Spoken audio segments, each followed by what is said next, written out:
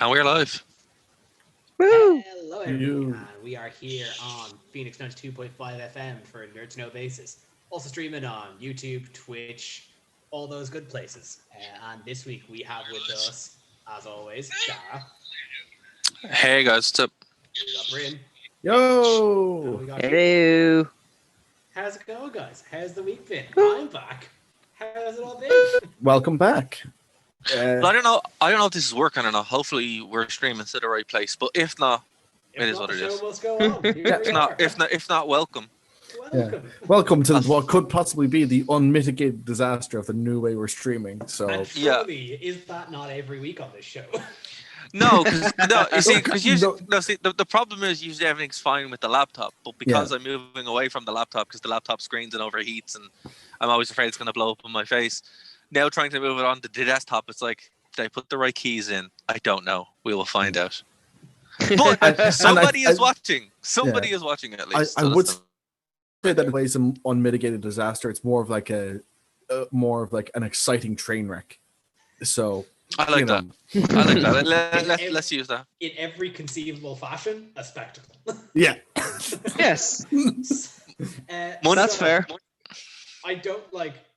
I've not been plugged in very recently, but the moment I tuned back into kind of Twitter and that after my drum off, shouldn't have done that. Here, know any of the details about this whole GameStop thing, because I think that's probably the biggest news here.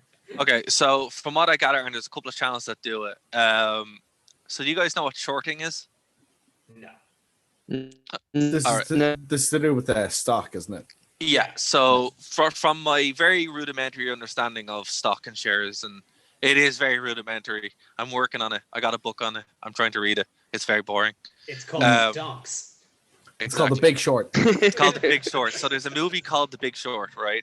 And you should watch it. It's pretty good. It pretty much talks about the crash of 2008. But in that, you kind of get an understanding of how stocks and shares work. So with this story, what happened was GameStop stock is pretty terrible. Like, it's known as, what's the term they used? Niche or cultic stock. Awful. Cultic stock. No, it's called cultic stock. I mean, like, it has a brand that follows it. Like, the stock will still be worth some things anyway, almost despite itself, because of its cult status. Like, as in, like, people are still going to buy games, so the stock is still going to be worth a certain amount. So what happened was not going to break big. No, it was never going to like go huge, and it wasn't going to drop down to like chapter 11 or anything like that, because just by it's kind of like the way Doctor Who was. No matter how bad it got, it's still going to have its fans of Keen. So imagine. So in this case, Keen. Yeah. So in this case, Keen. So Keen is like the cult stock of Doctor Who, where he's going to like it no matter what. All right. So that's kind of what it is here, right? Sorry for using that excuse, Keen, but it's just funny. But yeah. No. It's very. I'm happy to be the last one on the island when like Itchy kicks me out of the helicopter or whatever it is. You will be last one. I think you'll even be last one on the island for Star Wars too, which is amazing. Yeah, anyway, well, you'll have room. That's the positive. I outlasted you. They're big islands. They are big islands. They are big islands. So you know. So anyway, that's the best comparison I can think of, where it's like it's still going to have its core fan base no matter what happens. So that's called cultic or niche stock, right? So that is the stock that like GameStop was since about 5 or 7 years, when the transition basically from physical media to digital went, you know. So that's kind of what they were doing. So it was never going to break bigger like that. So Reddit, and it does look like it came from Reddit, basically decided, let's just mess with people. So they decided to do what happens in the stock market anyway, where a bunch of speculators get on and they say, okay, this is the stock we're going to buy, this is worth it. Because that's how the stock market works. Basically, the value comes in perceived value, right? So the difference between a $30 stock and a $400 stock is its perceived value. And speculators can get on and decide, we all want this, so buy this now, it's important. That raise the value, sell this now, it won't. That's basically how it works. So usually that happens in private conversations, and computers decide it, but people on Reddit decided, let's just do it. So they all decided to go and buy this stock, all right, which would be grand. The problem about it was there is a theory and evidence to an extent that they didn't validate the stock purchases, so they were selling stock that didn't technically exist. And this happened again and again and again, to the point that it basically bankrupted a bunch of hedge firms as a result of this. So they basically shorted the stock, sold it, then dropped the value through the floor, wiped out some hedge funds. I think it's 4 hedge funds that are wiped out. But that's a very high level overview of what actually happened. Because like I heard just kind of snippets of it. I was basically that people just decided to inflate games. Because like I think I heard that like GameStop stock was like by yesterday was worth 140 quid at one point. $280. Just like this was just like on a whim Reddit decided, and that's an insane thing to comprehend. Like that's. But here's the thing: it is and it isn't, because this is what happens in the stock market anyway. You know, in reality, there's no difference between Apple stock and stock for WeWork, right? Obviously. And WeWork is in the toilet now because of what happened. But there's fundamentally no difference between these two things, except Apple stock is valued and decided to be worth more than WeWork or Starbucks or Disney. These are all just numbers on a machine. So Reddit are like, oh, if they can do it, well, we can do it too. And that's what happened. So this is like the first case of IRL stock trolling, which doesn't literally, it's just they all decided to buy and sell the short, to artificially inflate it and then sell it, and in that process wiped out the entire process. So the knock-on effect of this is, 1, it's been shown that it can happen, 2, it can happen again, and 3, it's completely legal. None of this is illegal. This is all just the way it works. Because an extreme case of stock trading. Because it's not like it's a case where there's someone working for a stock trader forcing it to happen, which is basically why Jordan Belfort was in trouble. You know, absolutely. This is because it's people outside the market deciding to just bandy together and go, let's just arbitrarily drive up the price of, you know, General Motors or whatever. And well, the reason why they did it, the reason why they specifically did it, from what I can gather, and obviously I woke up to this last night, so I'm no expert again, but it just seems to be everywhere now. The reason why they did it was to get back at GameStop. Yep. Because of what GameStop have been doing. And guys, it's a lot. Like, obviously the Irish one, so, you know, the local GameStop isn't part of this grand conspiracy.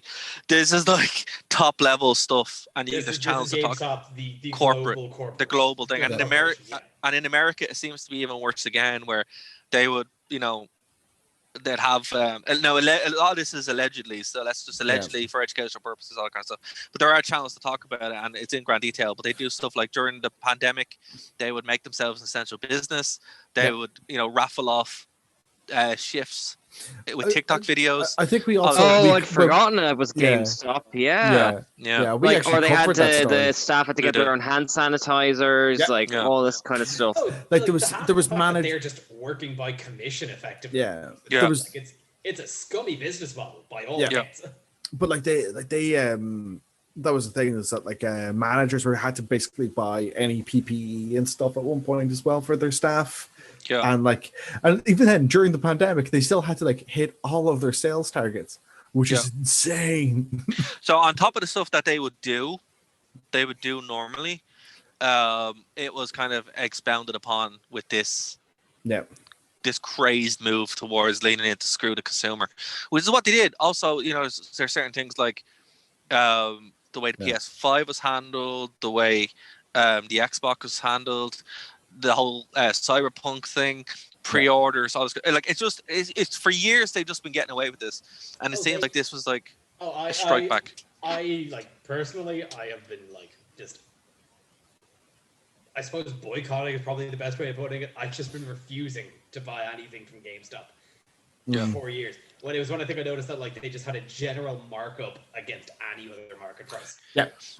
Well, it's funny. Even their pre-owned games are more expensive than some titles elsewhere from some new titles. Really? Yeah. Well, look, it's funny, right? Because you can go into GameStop and you can get a pre-owned game for like €5 more than a new game, which makes no sense. You know, and now even with Amazon, even with the tariffs that you may or may not get from Brexit, you're still getting a better deal. You're still getting better value. Yeah, but I mean, this is the thing: is that like when you start comparing GameStop to some of like the Irish resellers that are available, like even somewhere like a Smiths, or there are a few other online places where you can buy from, and the price difference is mad. Like, I mean, I remember at one point there was between Smiths and GameStop, there was like something like an €80 price difference on the Nintendo Switch at one point, which is just like way too much. Oh, yeah. The one I remember, I think it was one that actually really put the nail in the coffin for me, was there was a special edition of Bayonetta 2 when they re-released it for the Switch. Mm-hmm. It was like, just a little kind of a box thing, not a very luxurious thing. And it was because I was going to London the day it came out. So I decided, I was like, I'll see how much GameStop have it for. And while I'm in London, Game is still over there, so I'll see how much they have. Game had it for £80. Yeah. GameStop was £110. Well, that's it, and I think losing Game was like the big thing, because I always thought Game was way fairer than GameStop. Yep. GameStop. Like as much as we have like the kind of the resellers like your Smiths or your CEX, GameStop effectively have a sort of monopoly on first party game sellers in Ireland. Yeah, absolutely. They're very much like the Starbucks of. Hey. Hey, no, I'm only using this as an analogy. They're very much the Starbucks of game purchases here. Yeah.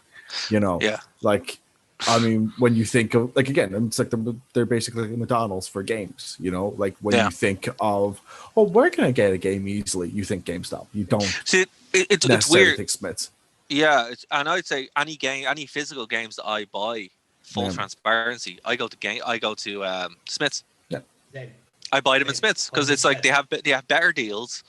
It's probably going to be about €20 cheaper, and you're also able to get some like if they have special editions, they usually have them. Like the last game I got in GameStop, I'll be 100% honest with you, was Ghost of Tsushima, because they had the special edition that nobody bought, which was like, cool, okay, I'm going to buy the special edition. And that was the last game I got in GameStop, and that was obviously during the pandemic, but I remember going into Smiths to try and just have a look around, and they're like, you're wearing the wrong kind of mask, and I'm like, are you for real? Like, really? We're what kind of mask are we talking, Dara? Was it on your head? It's a V for Vendetta mask. No, it was a proper N95 mask, but they wanted a different one, and I'm like, you know what? If I don't need to be harassed here with like a bunch. I just think to myself, like, I don't need to be harassed here by a bunch of kids to look at games. I'm like, you know what? I can just get this on Amazon. That's so funny. I wouldn't be brave enough to call someone on it in my shop. Like, here's the thing. I don't even know why they were calling me. It's like, well, you want me to remove my really safe masks to put on a lesser mask? This makes no sense. Are you sure it wasn't just some killer who'd come into the shop? Oh man, I don't know. I was just like, this mask was worth £35. It works. It has many filters and blocks out everything. I don't understand why you want. But I wouldn't even put that on Smiths. I'd say that's just some weirdo that worked in your Smiths. No, this wasn't Smiths. No, this wasn't Smiths. This was GameStop. This was a GameStop. This was a GameStop. This is GameStop. Yeah, Smiths are great. Smiths are fantastic. Forget them. Yeah. So that's why I was just like, and then ever since then I've just never gone. Did they want you to replace the mask with a GameStop loyalty card? Was it? Oh, I don't know. I don't know what it was, but I'm just like, honestly, Kev, I was fully expecting them to go, here's a GameStop mask, and you're like, okay, at least that would make sense. $20. It's hidden inside the Funko Pop. Yeah. You just bought yourself the platinum level of their loyalty service. The loyalty service. You know what? And I will say, I actually did have the platinum loyalty thing for about a year because it was cheaper to get SimCity with it, and it's the most useless thing on the planet. You get nothing. Like, I mean, it's funny though, because I think the last thing I bought in GameStop was a Fallout pint glass, and really. Yeah, but I found like more merch in there in the last couple of years that I've wanted than I have anything else. Like, because like I just find that like when it comes to buying games, especially because like going through a period of like only having a PC game, and their PC game selection in every branch is abysmal. So like that really limited it. But it meant that, like, you know, I'd still kind of like look around, see how much things were priced at comparatively for, because I was going like, well, I'll probably get a PS4 at some point. So I'd still look around, and you look in other shops and you're just like, this is insane how expensive shit is in GameStop. Like, you know, it really, like, I think when you start getting games on Amazon as well, like, yeah, I know Amazon has its own problems and look, it has a ton, but when you start seeing the markup with all this stuff, you're like, oh my god, this is crazy. You know, like, the last no reason. No. So this is why Reddit hate them. Getting back to topic, and this is why Reddit were like, all right, we're gonna make sure you guys hurt, you know. And I think it's really clever. I was watching a video today. It's saying that it's the ultimate expression of market dictating capitalism, where it's, or something like militaristic capitalism, where it's just like, we're gonna point the weapon at, you know, that's usually put on people to the corporations, which is just like, wow, this is crazy that it's actually happened. So it's mad because, like, I'm still actually just looking at a ticker here, and, like, I mean, the price of the stock since we've been talking has been fluctuating from anywhere from as low as $331 at the moment, and $337.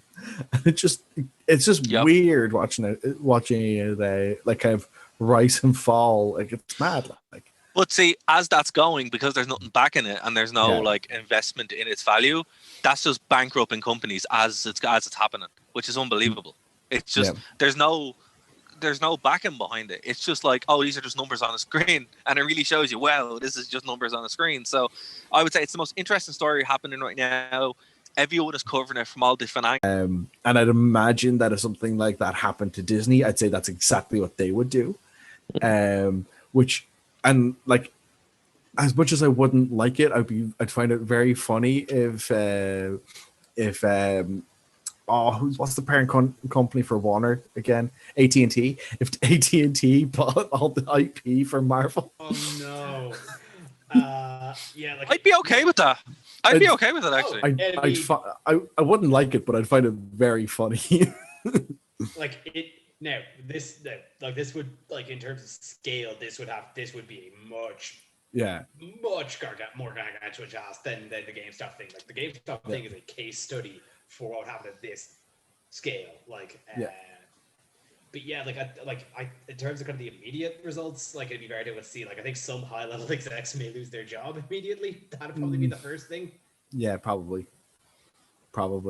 The hedge funds that have Disney sunk. Any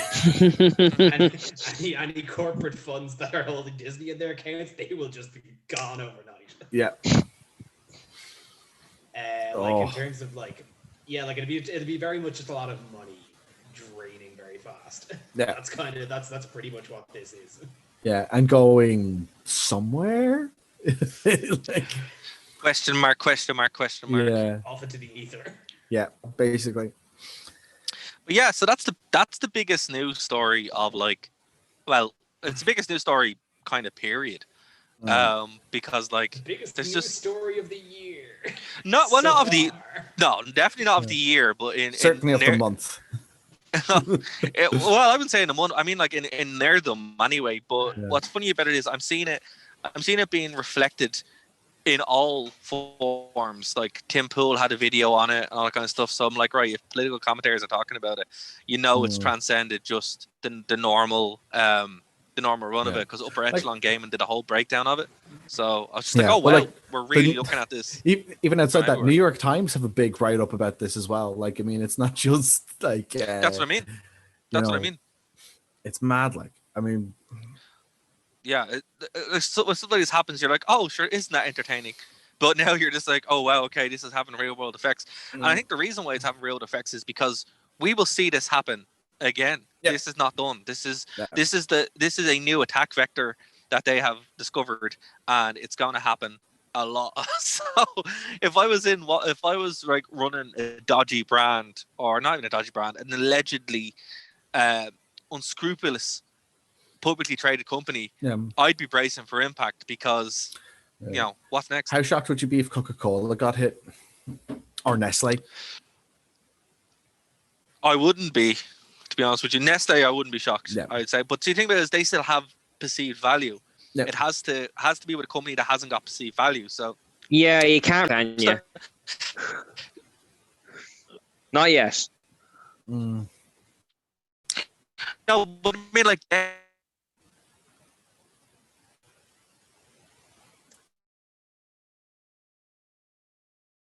wasn't never there to begin with because they refused to change with the times.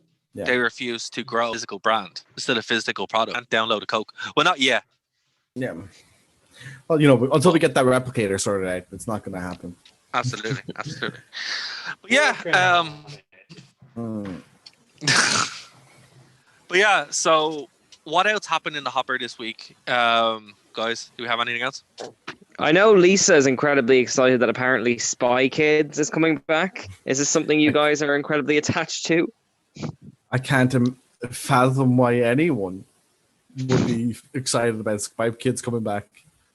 Because this is my reaction to that too. The thing is, I'm not immediately surprised. Like, I never watched it, but like, there was that Robert Rodriguez movie that came out, I think, on Christmas. The Shark Boy Lava Girl. Shark Boy Lava Girl sequel. Yeah. So, like, I think I was surprised that it took this long to announce Spy Kids thing, because I assumed that would be a soft reboot out of that. I do not. Well, actually, sorry. Is Robert Rodriguez attached? Actually, was that confirmed? Yeah, it's been confirmed. Yeah. I just, for the life of me, okay, look, Spy Kids was a fun movie, but I was never attached to it. I think this is something that Lisa has to really kind of explain to us, because honestly, I thought it was a joke. Yeah. If Bryn had posted it, I would have been like, oh, that's a funny joke. But with Lisa posting it, you're like, oh, she's serious. Okay. Oh, I'm with Lisa on this one. I've seen Spy Kids 1 and 2 at least 30 times each. Right. Okay, Keen, you are the control. Please. Yeah. Okay, so you're gonna have to kind of help me there with the love of it. I need help understanding. It's such a weird kids franchise because you know kids movies and you know kids actors, and they have a certain rhythm, and then this movie comes along where the villain is Alan Cumming and it's kind of James Bondy, but also his minions are living thumbs. And they're fighting skeletons, and there's just, you can tell the director comes from some kind of horror background, and he's getting away with a lot more than he really should. And it's just such a weird mix of ideas and concepts and tones, and yet it's incredibly sincere. And that's very hard to find that mixture in a franchise. You see, I think my problem, I don't know, you're gonna laugh at this, but one of my problems with it, Keen, was the kid. He had a really punchable face. Yeah, that kid. Oh man. Yeah, and it's like that's a kid that you wouldn't punch him, Dara. You'd drop kick him. What are they called? Oh Carmen and Trudy, I think. Yeah, no, you're right, Brian. It's not just punch. It's like it's like you want to like kick him into next year, like because you really want a wedgie. Yeah, that's it. I really want to bully this kid, you know, and that's what he should have. We don't endorse this. Yeah. No, we don't. Of course not. But that's what I mean.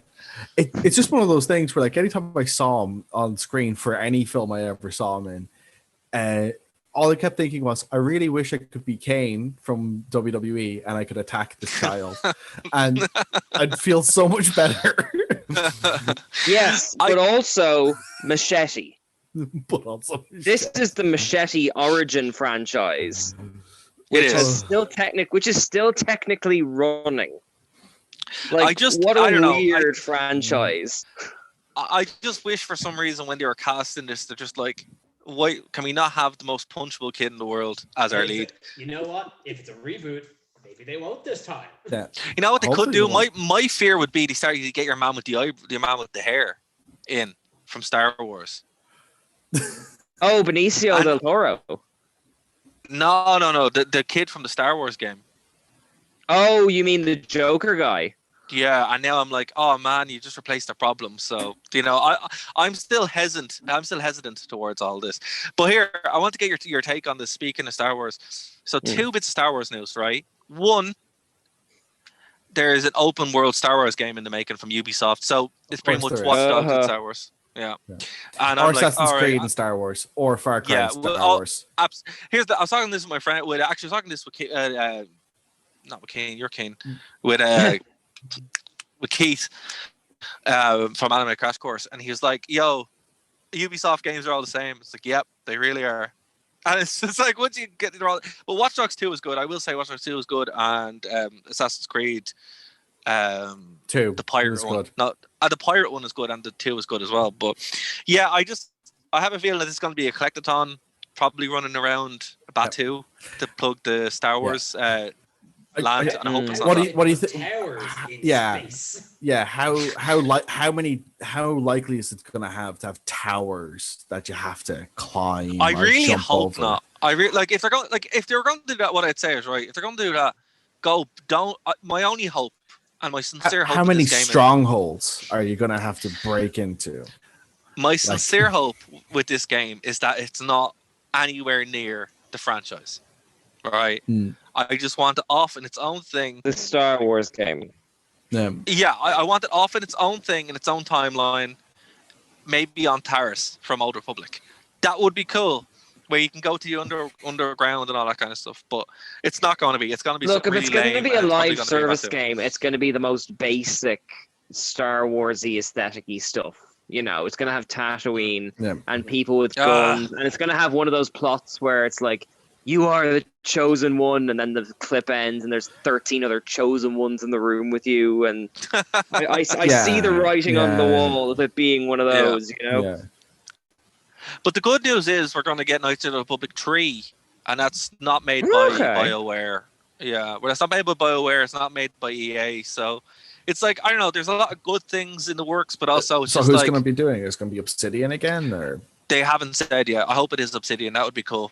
But also, like, I'm kind of just as much as I don't care about a Ubisoft Star Wars game just because it's Ubisoft. I'm very happy that the Star Wars license has kind of been let out to kind of. But he kind of had to, man, because what he had to, because like it's like just like the movies, they messed up so badly. They need to get more people in. And it looks like they're going to remake the sequel movies. That's what I'm hearing too. Explain that one to me. So, at the moment, it's verified but not verified. It's like backward channels. Are they going to do the DAS opening? If they're going to do the DAS opening, I'm all in. No. So from what and I have heard it from multiple sources. I've heard it from the actual source itself, who, you know, could or could not be bullshitting. We don't really know. But so it's either going to break down into one of two things. Either they're going to actively change everything through the Mandalorian, with each Mandalorian season kind of changing just enough that it undercuts and leads up to the sequel trilogy, but not really. Right. Or they're going to do a complete just purge of the sequels and like recut them and reshoot them to make good movies out of them. And they're going to just like say that it was a gas leak like Community did?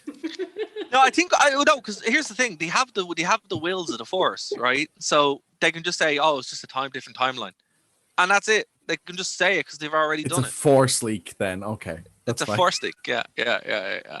So I don't know, like, because here's the thing: I was watching. My mom, for some reason, is watching all the Marvel movies in sequence because Disney Plus has them all in sequence, and I'm like, "Why are you watching them all that way?" I thought she'd done loads of research, and she's like, "No, they just gave them to me like that." I'm like, oh, fair enough. But as I was going through it, I'm like, they've removed the Incredible Hulk from ever existing. No, but the Marvel one with that was never really. That was kind of a co-owned type thing, like the way Spider-Man. It has Tony Stark in it. It does. Oh, yeah. I know. But didn't they actually just announce that like they're doing another Hulk movie with Tim Roth? Yeah, exactly. What? This is news to me. Well, no, they're not. No, sorry. Okay, one thing at a time. So, because there's a lot there. That's a big sentence, right? They're remaking Star Wars with Tim Roth as the Hulk or something. No. Okay, so they're remaking that show where Tim Roth is a serial killer. Yeah, so they're not doing another Hulk movie because they can't. Universal won't let them. They are going to bring back Tim Roth as Abomination into She-Hulk. Oh. And that's what they're doing with... I can see that working, yeah. Yeah, so that's what they're going to do. Now, what's interesting about this is, one, the events of the Incredible Hulk, obviously the Ed Norton movie, have been referenced in the Avengers. Yeah. General Ross has been in the Avengers and Civil War, right? He is General Ross, so the same guy.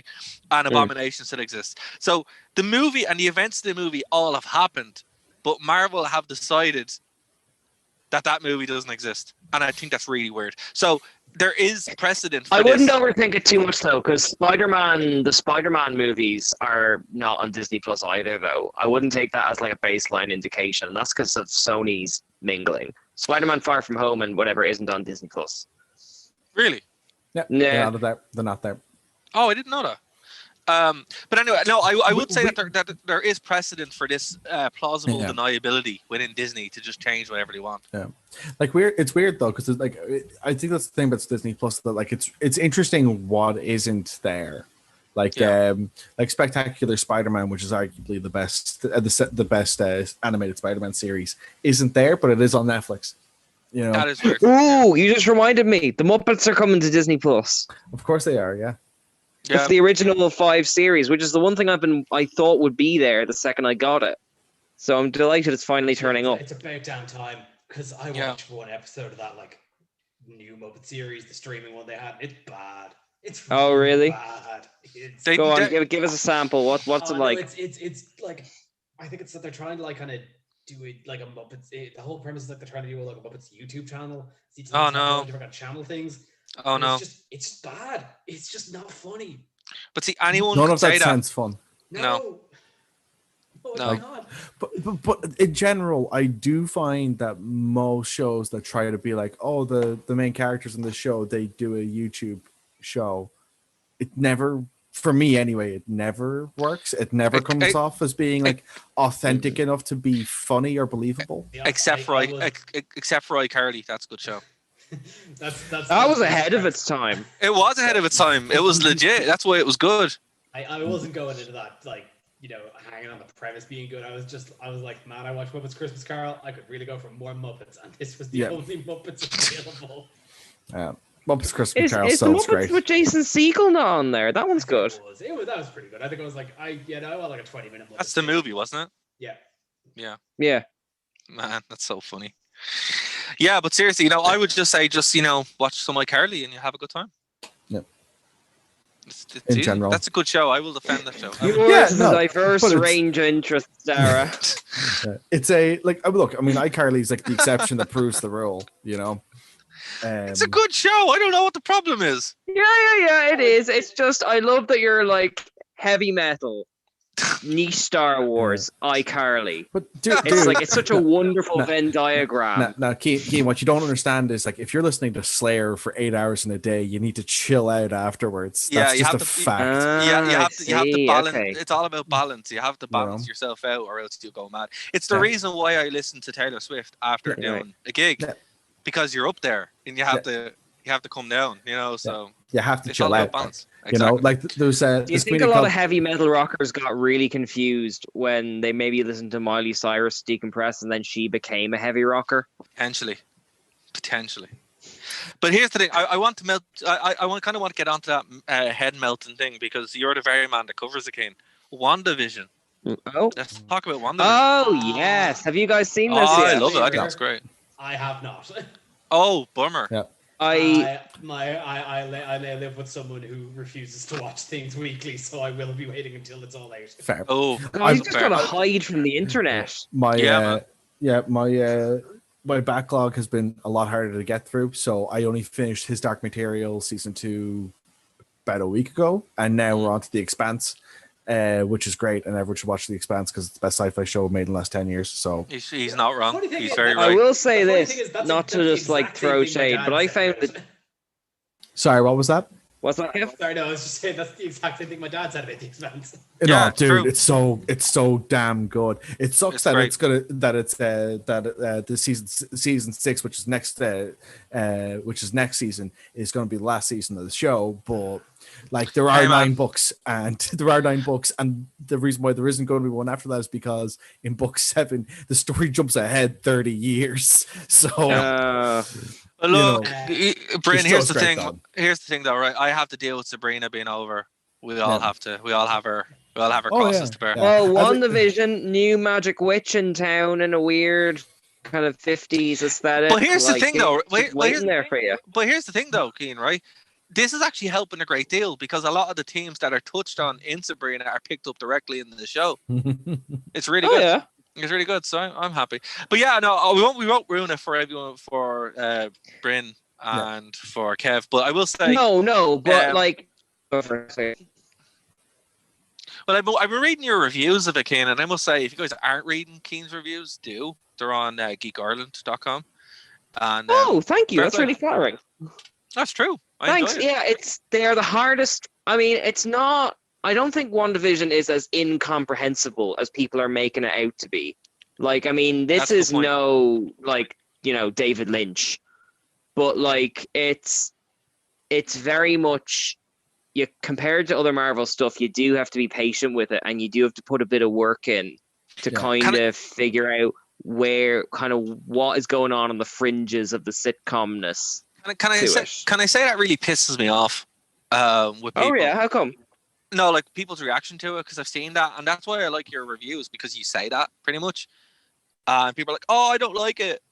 You watch 2 episodes of it, yeah, but it's not what I think it was. It's like, yeah. So you want the Marvel punchy thing that you have loads of movies, but then they try something different. And I must say, right, I know some people are going like, "Oh, no." Yeah. Here's the thing, right? People judge the show on the first 2 episodes. It's like judging Game of Thrones on the first 2 episodes. Yeah. It's like, watch the show, or actually, by the time Bryn and Kev watch it, you guys probably won't have that, but because you'll get the full experience of it straight off. Like, and I would say that they probably should have dropped it all because the reaction has been ridiculous. I can't believe people are so entitled that they won't wait for 5 minutes. But it's like judging. I think it's like judging any show by the opening couple episodes of it. I mean, like by and large with most shows, it takes them anywhere from, like with season 1, it takes them anywhere from a half season to sometimes even a whole season before they actually figure out what the hell their format is. Absolutely. Like I think it's like, I mean, how many episodes is supposed to be in WandaVision? It's gonna be like 10 or so. Yeah, I think 8. Yeah.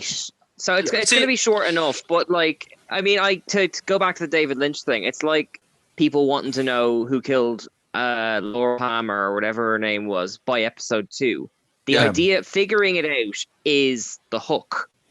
Yeah. So I mean, I get So but see, like, it's annoying because the whole reasons that we start getting Marvel fatigue was because everything was the same. Yeah. And now they've given us something so completely different. And I must say, I'll be straight with you. Even if it had just been that 50s sitcom, I would have loved it. I grew up with ID Magini and Bewitched. I thought it was wonderful. But the fact that it's so weird and so eerie at times, I'm like, what show are you watching? Like, this is really cool. And I think it sucks, that people can't wait. Having not watched it, I don't like it. Baffles me that people looked at the trailers for it and were like, "Oh, this is a weird off-kilter thing. I'm expecting an action show." What? Yeah.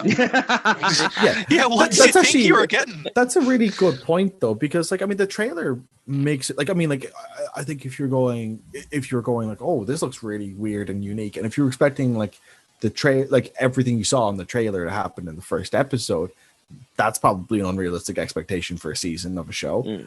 But I mean, I could understand why. I could at least understand that. But like, I mean, when the show's trailer, as far as I can remember, and you can correct me if I'm wrong, but as far as I remember, there's not one single action shot in that.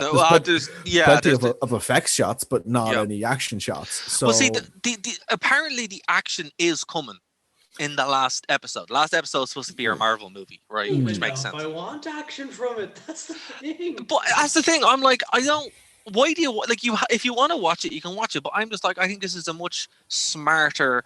And I hate to use that term because it makes me sound like an arrogant, you know what. But I'm like, ipso facto, right? The cap fits. It's like you're the general audience who said, "Oh, this isn't a Marvel thing." I'm like, it literally says that you don't want anything but explosions. No, it's. I think to be fair, where are all the film snobs, right? Well, to be fair to the audience, like I think whatever the reverse of Marvel fatigue is set in because of the nature of 2020, there has been no Marvel content since more or less Endgame. And so people want to revisit this universe and they're being given a show that is deliberately teasing them bits and not really giving it to them. So I think it kind of comes from that too. Do you know what I mean? Where they're kind of like a bit starved for that Marvel. Yeah, feel. yeah, exactly. But if like, we have a normal Marvel year, there would be that reaction. So probably they should have done. They probably should have done. I would have said Winter Soldier and Falcon. Oh, the Falcon was slated to be up first, actually, but they had to reshoot significant bits of it. That was supposed to come out. Yeah, I don't know why they haven't released that. I would have released that first. It needs to be in a cinema. You know, because otherwise it won't make, and also because people like is it Scarlett Johansson that's Black Widow? Like, you know, there might be an expectation that same as with directors who've been arguing if they don't want their IMAX things going straight to streaming. It could be that if big name actors are in it, they may not be comfortable with it being sent straight to streaming you can call him Christopher Nolan. We all know you're talking about. Yeah. Well, actually, I was talking about him and the chap who directed Dune, actually, which I'm really looking forward to. Oh man. Yeah. Man, I can't wait for Dune. I'm looking forward to Dune. But like, I can understand Dune. I can understand. I can understand Inception, and I can understand Tenet. Right? They're all experiences that need to be in a cinema. Black Widow doesn't. It's a Marvel movie about a B-list character. Come on, like a spade. You know, you watch Black Widow once. Actually, again, I'm going to use my mom as the control. She's watching it and she goes, "Oh, I know who Black Widow is now," because she watched Iron Man 2. And she goes, "Is there going to be a movie coming out about her?" I'm like, yeah, it's supposed to be out last year. She goes, "Oh, I'll watch that then." And that's the kind of movie that it is. Something that you watch in between them, like Black Panther. But like the Marvel thing is, like that, you know? It's quite, Marvel films are quite a lot like TV shows anyway. So if you send them straight to streaming, the facade drops a bit, you know. Yeah, you're right. The only movies that wouldn't work in that still have those feel, actually, funny enough, is Iron Man 1. That still comes off as a big deal. And really, do you think so? Yeah, I kind of like how small that is, actually. Yeah, but it doesn't feel like an installment in a TV show. It feels like a movie by itself that kind of carries itself. Iron Man 2 very much feels like a bit of a TV show, and even Captain America. When you watch that L sequence, it's kind of the same. Go on. By virtue of it kind of being the first, there kind of was just a movie that was meant to stand on its own. Absolutely, yeah, and you can see the difference in it. But I don't know. If I was Marvel, I'd just be like, "Here you go, enjoy." But look, if you haven't seen WandaVision, I know obviously you guys are going to give it a chance. But anyone listening to this who hasn't watched it, you have a good time. It feels very Twin Peaky, just not as incomprehensible as Twin Peaks the first watch. I don't know what people are so hesitant towards it. It's if the kind of weird aesthetic and like not having it being spoon fed to you is frustrating, just wait a few weeks. Yeah, and you'll have the whole thing. It's on Disney Plus. It's not going anywhere, you know. Exactly, that's it. And you know, I know it's funny, the third episode really started giving people what they wanted as well, and I saw the turn and I'm like, wow, this is the reason why we have a bad name, because they're worse than wrestling fans, where it's just like, you know, oh, we want this, and then you give it to them. We don't want this. So not that way though. Yeah, we didn't want it exactly like that. Here's the way I would have done it, and it's just like, oh my god, you sound just like wrestling fans. Like, what are you doing? Yeah. This is why wrestling's terrible. Are you guys SpongeBob SquarePants fans? Where it's like, I remember there's a particular scene where he's like making Plankton push the oven all the way in like a circle around the room until it ends up exactly back where we start. That's how I see this discourse going. Yeah, Marvel's always saying, okay, we change it. No, back to where we started. Cool, yeah, love it. Perfect. This is very much. That's pretty much like how all nerd culture dissatisfaction discourse goes, which is that like it's like the way it is now is wrong, and then they change it and they go like it's still wrong. It's still wrong. It's still wrong. It goes back to the original point. You go, yeah, now it's fine. You don't understand, guys. You don't understand. You can't truly love something unless you hate it. Yeah. Yeah. God, that's it. Can we get that on t-shirts? Get me out of here. No, it's what it is. It's why they say no Star Wars fan actually likes Star Wars. No true Star Wars fan likes Star Wars. They only hate Star Wars. Yeah. I've been saying that for years. I've said that for years with Metallica. I love them to bits. Oh yeah. I know what they've done wrong. Yeah, but at I must be doing something wrong then, because I still like the stuff I like. Yeah, but see, that's the thing, Keen. That's why you're like the light of like, you know, a lot of ways. Also, Kev, on the Metallica front, like, to be fair, Metallica have been a shit band longer than they've been a good band. So that's true. They've been a terrible band longer than they've been a good band. That's very true. Yeah, and very true. The bits, and here we are. Yeah, absolutely. With their live shows and their balloons. With their live shows and their Lady Gaga. Like, I mean, this was like one of the most hard rock bands of the 80s. I know they have balloons and shows. And they're yes. I do have to say though, every time you see them, you have a good time. So yeah, true. Except for Slane, I can't believe people went to go on a tangent. I can't believe people went to Slane. And even though I said, please don't go to Slane, you're going to have a bad time. And they came back and said, that was terrible. I'm like, yes, you couldn't. Who said Slane was terrible? Slane was amazing. No, man. I hate it. Time at Slane. No, it's dark and it's dreary. It gets everywhere. Slane conceptually sucks. I went to see the Foo Fighters there. The Foo Fighters are great. Getting home sucked. That Metallica gig, I had no bad time there. Really? No, look, see, I was at the Red Hot Chili Peppers gig and it was terrible. Sorry. Yeah. See, like it's not so much that it's not so much that the bands playing there are bad. It's more that Slane itself is bad. Slane itself, yeah. It's like you know that's been going on for 20 years. I can't believe they haven't figured a way to fix it. It's always bad. Like you couldn't put all the money in the world. Couldn't get me to Slane for a gig. No way. I'll tell you off air what happened that Slane, because I can't say it on public radio or indeed on streaming. But my God, no way. Yeah. Rivers of urine comes into it, and you're just like, you know what? No way. And that's something you just say. I've heard this story before. Yeah. I'm just like, to hear this story, follow us on Spotify, Instagram. Join our Patreon. It'll ruin your day. Yeah.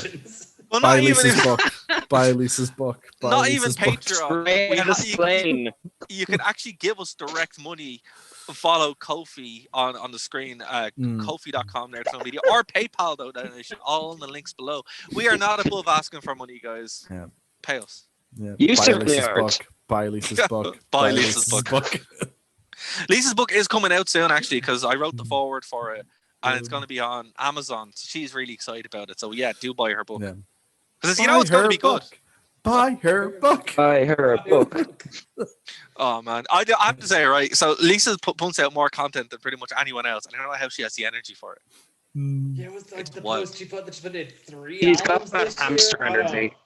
It's wild. I don't know, man. Fair play. I don't know. I'm just glad that I was able to write the foreword, because I was sitting there. I'm like, I need to get this done. It was supposed to be done in October, so I'm glad it's done. So she's not mad at me for it, so happy days.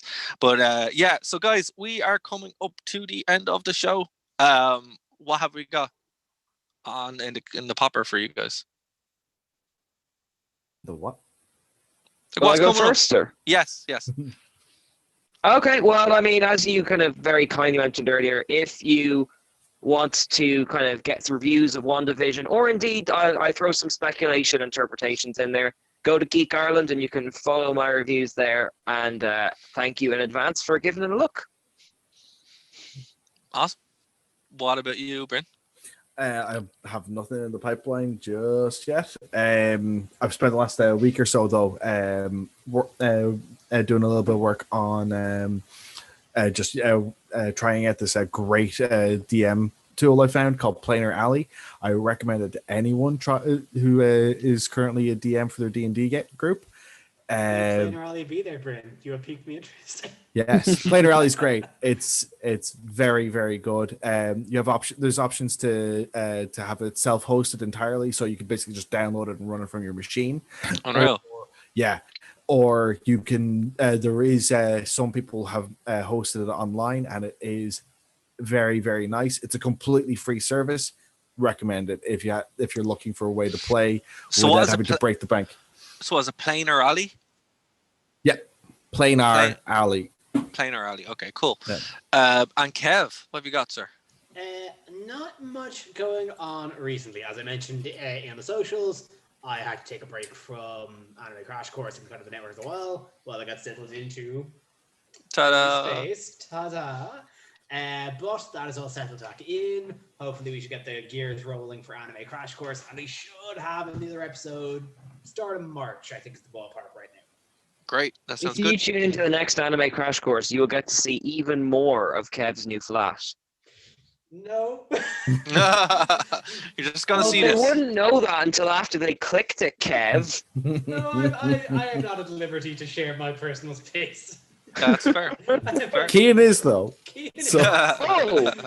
Take a tour. Join in the new Anime Crash Course and you see more Kian's house. No, I meant Kian was at liberty to show your house. Oh, that's fair. That's fair. That's fair. Little do you know, I am actually in Kev's flat right now. They're actually in separate rooms the whole time. I'm just going to put my arm out here. We're all in one big house, and Bryn's sitting outside right now.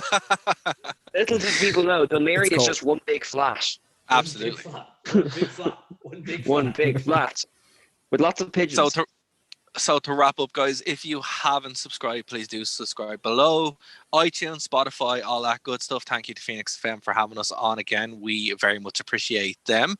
But also, if you're watching on the Wrestling Rewind channel, go over to Sunday night is the Royal Rumble. We're going to be covering the Royal Rumble live. That's going to be fun. So, yes. Yeah. Wrestling. So that's exactly what's going to happen. So yes, we will talk to you guys next week when I have all the kinks figured out here, because I don't know what's going on. So we're going to wrap it up there, and we'll talk to you next week, guys. Goodbye. Bye.